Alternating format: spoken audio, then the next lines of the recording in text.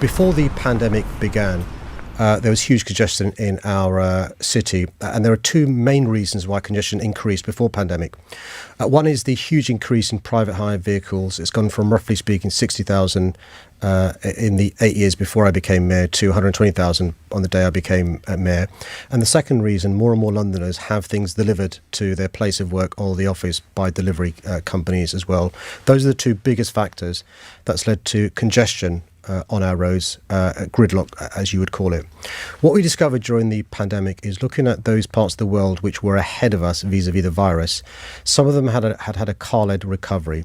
And what that led to was not simply more congestion in their parts of the world, but issues affecting air quality, but also problems for blue light services getting through, buses getting through, and deliveries getting through as well.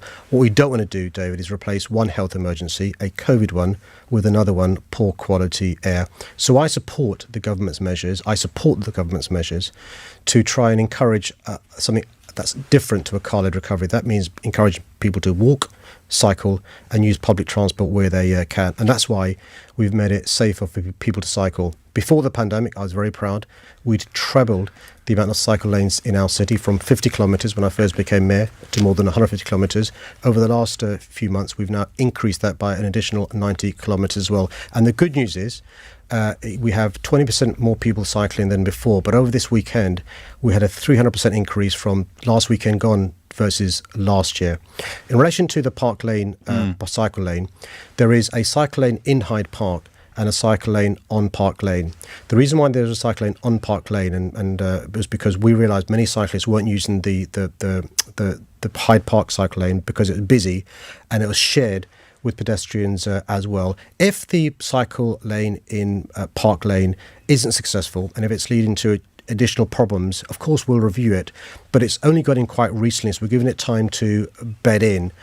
We have, at the moment on our streets in London, similar levels of traffic that we had before the pandemic. And we're trying to discourage that because if there's additional cars on our roads, David, it means blue light services can't get through, it means delivery trucks can't get through, and it also means buses can't get through as well. I've been reading around this quite a lot. It takes about 5 years, and then actually the new normal becomes uncontroversial. So, I mean, you're going to have to stick in for the long haul. But I just want to clarify precisely what you have control over. So where I live in the London Borough of Hounslow, it's practically civil war on the streets at the moment with people trying to prevent workmen from putting in new bollards and barriers. And these are magnificent or infernal, depending on your point of view, plant pots that have been stuck on the end of roads that people have been driving up and down for 20 or 30 years. How much of it is on you? Well, 95% of the roads in our city, 95% are controlled by our 32 boroughs and the City of London Corporation, 5% are controlled by TfL. We try and work with the boroughs. The boroughs are trying to do right by their residents. They understand the consequences of air quality and pollution on their residents. You've raised a really important point about the new normal.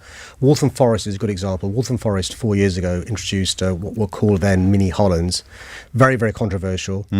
They're now hugely successful. The businesses in that borough are benefiting hugely because more pedestrians and more cyclists leads to better footfall and better business for those independent retailers and those businesses as well. And all I'd say to people like David, who currently are very anti people walking and cycling, is let your councils know any particular issues you have. They'll try and tweak them where they can. But I'm confident that over the course of the next few weeks and months and definitely years, we will try our best to avoid a car-led recovery to take action on issues like air quality, carbon dioxide, nitrogen dioxide, and other issues caused by what David called gridlock. You didn't put a figure on, as David asked, on what the economic impact of current gridlock might have been. So there is a figure, and I apologise I don't have it with me, for the economic cost of congestion. And one of the things we're keen to avoid is additional congestion caused by lack of space. London doesn't have big motorways and carriageways in most of our city. We've got 2-lane roads, and so additional cars on our roads will cause gridlock, and we're trying to avoid additional cars by providing attractive alternatives. That's walking, cycling, using public transport.